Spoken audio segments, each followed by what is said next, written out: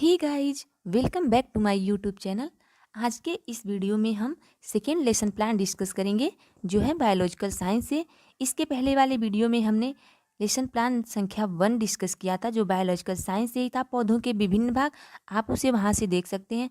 आज के इस वीडियो में हमारा प्रकरण है पुष्प की संरचना। तो चलिए गाइज स्टार्ट करते हैं। आई होप आपको ये वीडियो पसंद आए। सबसे पहले हम लिखेंगे पाठ योजना संख्या।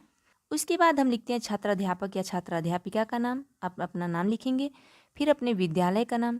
उसके बाद हम एक कॉलम बनाते हैं जिसमें दिनांक, कक्षा, विषय, कालांश एवं समयावधि लिखते हैं। उसके जस्ट नीचे ही हम प्रकरण डालते हैं। आज का हमारा प्रकरण है पुष्प की संरचना। फिर हम सामान्य उद्देश्य लिखते हैं।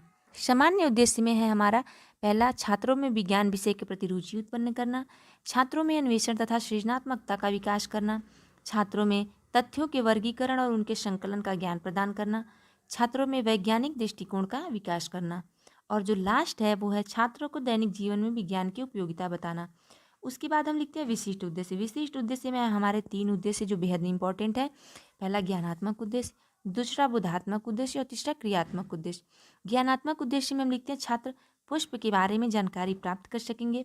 बोधात्मक उद्देश्य में छात्र पुष्प के विभिन्न अंगों की विवेचना कर सकेंगे, और क्रियात्मक उद्देश्य में छात्र विभिन्न प्रकार के पुष्पों की संरचना का प्रयोगात्मक अध्ययन कर सकेंगे। उसके बाद हम लिखते हैं सहायक सामग्री। हमने किन किन सामग्रियों की सहायता से शिक्षण प्रक्रिया पूरी की है। यहाँ हम लिखेंगे चौक, डस्टर, श्यामपट्ट, चार्ट पेपर आदि। उसके बाद हम शिक्षण विधियाँ लिखते हैं। शिक्षण विधियों में हमने किन किन विधियों का प्रयोग किया है। प्रश्नोत्तर विधि, व्याख्यान विधि और प्रदर्शन विधि। शिक्षण विधियों के बाद हम पूर्व ज्ञान लिखते हैं।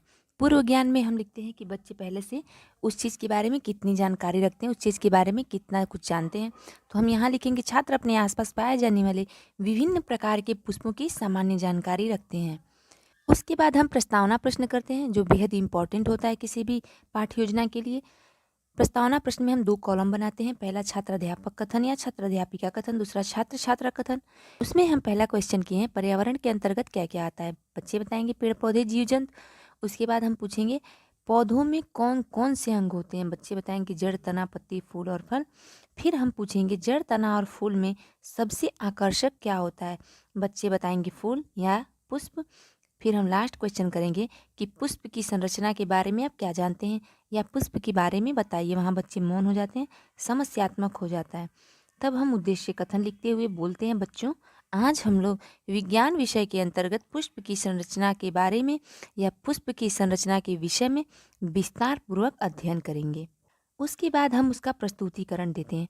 प्रस्तुतिकरण में हम पहले 4 कॉलम बनाएंगे। पहला शिक्षण बिंदु का, दूसरा छात्राध्यापिका कथन का, और तीसरा छात्र छात्रा कथन का, और चौथा श्यामपट्ट कार्य के लिए।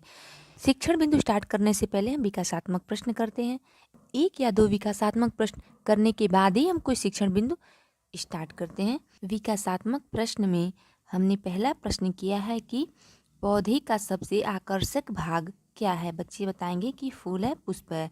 फिर हम पूछेंगे कि पुष्प की संरचना के बारे में आप क्या जानते हैं। वहाँ बच्चे मौन हो जाएंगे। तब हम शिक्षण बिंदु लिखेंगे पुष्प की संरचना। उसके बाद उसका स्पष्टीकरण देंगे। स्पष्टीकरण में हम बोलेंगे प्रारूपिक पुष्प में उपांगों के 4 चक्र होते हैं या 4 चक्र उपस्थित होते हैं, जिन्हें क्रमशः बाह्य दलपुंज, दलपुंज, पुमंग यानी कि पुंकेसर और जायांग यानी कि स्त्रीकेसर कहते हैं। सभी उपांग अक्ष पर एक निश्चित क्रम में व्यवस्थित रहते हैं। सभी उपांग जो होते हैं ये चारों एक अक्ष पे व्यवस्थित होते हैं। यहाँ बच्चे ध्यानपूर्वक सुनेंगे और यहाँ श्यामपट्ट कार्य में हम चारों उपांगों का नाम लिखेंगे बाह्य दलपुंज, दलपुंज, पुमंग और जायांग। अधिकांश पौधे में पुंकेसर तथा स्त्रीकेसर दोनों एक ही पुष्प में पाया जाता है। ऐसे पुष्प को हम द्विलिंगी पुष्प कहते हैं, जैसे कि गुड़हल का पुष्प हो गया, सरसों का हो गया और मटर का। कुछ पौधों में पुंकेसर तथा स्त्रीकेसर अलग अलग पुष्पों में पाए जाते हैं, उन्हें हम एक लिंगी पुष्प कहते हैं, जैसे कि पपीता, मक्का, लौकी आदि। यहाँ हम लिंग के आधार पर भी पुष्प का नाम लिख सकते हैं, पुष्प के प्रकार लिख सकते हैं, एक लिंगी पुष्प और द्विलिंगी पुष्प। उसके बाद हम इस पैराग्राफ से बोधात्मक प्रश्न करते हैं।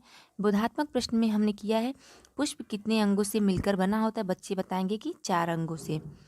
लिंग के आधार पर पुष्प कितने प्रकार के होते हैं। बच्चे बताएंगे 2 प्रकार के। फिर हम सेकेंड शिक्षण बिंदु अपना स्टार्ट करेंगे और सेकेंड शिक्षण बिंदु स्टार्ट करने से पहले हम बच्चों से पुनः विकासात्मक प्रश्न करेंगे।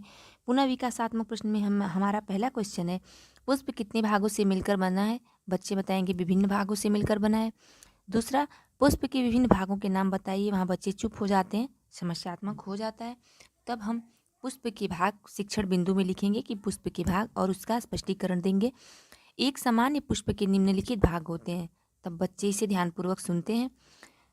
और जो निम्नलिखित भाग होते हैं उनमें सबसे पहला हमारा है बाह्य दलपुंज। बाह्य दलपुंज में हम देखते हैं ये सामान्य तौर पर हरे रंग के होते हैं। कली की अवस्था में, जब कोई पुष्प कली की अवस्था में होता है तब ये पुष्प के भागों की रक्षा करते हैं, पुष्प की रक्षा करते हैं। हरे रंग के कारण, यानी कि हरा रंग इसका जो बाह्य दलपुंज होता है वो हरे रंग का होने के कारण प्रकाश संश्लेषण की क्रिया करके पुष्प के लिए भोजन बनाता है। उसके बाद हम सेकेंड लिखते हैं दलपुंज। दलपुंज यानी कि यह पुष्प का सबसे आकर्षक भाग होता है। ये प्रायः रंगीन होते हैं। विभिन्न पौधों में पुष्पों के दलों की संख्या व रंग भिन्न भिन्न होते हैं, जैसे कि गुड़हल में लाल और कनेर में पीला। इधर हम डायग्राम में देखते हैं, ये रहा हमारा पुष्प और ये रहा हमारा बाह्य दलपुंज जो हरे कलर का होता है, और ये रहा हमारा दलपुंज जो सभी पुष्प में अलग अलग कलर के होते हैं। फिर तीसरा हमारा हो गया पुमंग। पुमंग यानी कि पुंकेसर। पुष्प में भीतर की ओर एक धागे जैसी रचना होती है, इसे ही हम पुमंग या पुंकेसर कहते हैं। पुमंग के ऊपरी फूले हुए सिरे को परागकोश कहते हैं और परागकोश में परागकण पाए जाते हैं। पुंकेसर जो होता है पुष्प का नर भाग होता है। ये रहा हमारा पुंकेसर का डायग्राम। उसके बाद हमारा जो फोर्थ नंबर है वो है जायांग, इसे हम स्त्री केसर कहते हैं। यह पुष्प का मादा भाग होता है जो पुष्प के मध्य में होता है। इसके भी 3 भाग होते हैं, अंडाशय, वर्तिका व वर्तिकाग्र। ये रहा हमारा जायांग का डायग्राम। ये वर्तिकाग्र, वर्तिका, अंडाशय और पुष्पासन। इस पैराग्राफ से हम पुनः बोधात्मक प्रश्न करते हैं। बोधात्मक प्रश्न में पुष्प का सबसे आकर्षक भाग को क्या कहते हैं? बच्चे बताएंगे दलपुंज, क्योंकि ये सभी पुष्प में अलग अलग कलर के होते हैं, अलग अलग रंग के होते हैं। सेकेंड क्वेश्चन है, पुष्प के नर व मादा भाग का नाम बताइए। तो बच्चे बताएंगे पुष्प का जो नर भाग होता है वो पुमंग या पुंकेसर होता है, और जो मादा भाग होता है वो जायांग या स्त्री केसर होता है। जायांग या स्त्री केसर होता है। उसके बाद हम तीसरा शिक्षण बिंदु स्टार्ट करते हैं। तीसरा शिक्षण स्टार्ट करने से पहले हम पुनः विकासात्मक प्रश्न करते हैं। विकासात्मक प्रश्न में पुष्प के कौन कौन से भाग होते हैं? बच्चे बताएंगे बाह्य दलपुंज, दलपुंज, पुमंग और जायांग। फिर हम पूछेंगे पुष्प के क्या कार्य होते हैं? वहाँ बच्चे मौन हो जाते हैं, समस्यात्मक हो जाता है। स्पष्टीकरण में पुष्प पौधे का जनन अंग होता है। इसके द्वारा पौधे प्रजनन या अपने वंश की वृद्धि करते हैं। प्रजनन का कार्य 2 चरणों में संपन्न होता है। पहला जो है परागण और दूसरा निषेचन। यहाँ हम श्यामपट्ट कार्य में लिख देंगे पुष्प के मुख्य कार्य क्या होते हैं? प्रजनन करना। और प्रजनन के 2 चरण कौन कौन से होते हैं? परागण और निषेचन। फिर हम परागण के बारे में देखते हैं। पुष्प के परागकोश में परागकण का स्त्री केसर से वर्तिकाग्र तक पहुँचने की क्रिया को परागण कहते हैं। कहने का अर्थ ये है कि जो हमारा परागकोश होता है, यानी कि जो हमारा एंथर होता है, उसमें परागकण भरे होते हैं, और वो परागकण जब वर्तिकाग्र तक पहुँचते हैं तो इस क्रिया को हम परागण कहते हैं। निषेचन को देखते हैं। परागण में स्थित नर युग्मक तथा अंडाशय में स्थित मादा युग्मक का आपस में संयुग्मन होना निषेचन कहलाता है। कहने का अर्थ ये है कि जब एक परागकोश में उपस्थित परागकण जब वर्तिकाग्र तक पहुँचते हैं तो उस क्रिया को हम परागण कहते हैं, और वही वर्तिकाग्र तक जो परागकण पहुँचते हैं वो वर्तिकाग्र से होते हुए जब अंडाशय में चले जाते हैं तो वो क्रिया निषेचन कहलाती है। निषेचन के फलस्वरूप एक नई रचना का विकास होता है जिसे भ्रूण कहते हैं। अंडाशय से फल का निर्माण होता है तथा बीजांड से बीज का निर्माण होता है। ये रहा हमारा पुष्प के कार्य। पुष्प का जो हमारा मुख्य कार्य है वो है प्रजनन करना, और प्रजनन के जो 2 चरण है वो है परागण और निषेचन। उसके बाद हम पुनरावृत्ति प्रश्न करते हैं। पुनरावृत्ति प्रश्न में यहाँ हमने किया है पुष्प का कार्य क्या होता है। सेकेंड है पुष्प के विभिन्न अंगों के नाम बताइए, और तीसरा जो है द्विलिंगी पुष्प का उदाहरण बताइए। फिर हम बच्चों को गृह कार्य देते हैं। गृह कार्य में सभी छात्र घर से पुष्प की संरचना के बारे में लिख कर लाएंगे या पुष्प की संरचना को बना कर लाएंगे, उसका चित्रांकन करके लाएंगे। तो गाइज ये रहा हमारा आज का लेसन प्लान जो था बायोलॉजिकल साइंस से पुष्प की संरचना। आगे आने वाली वीडियो में हम और भी लेसन प्लान डिस्कस करेंगे।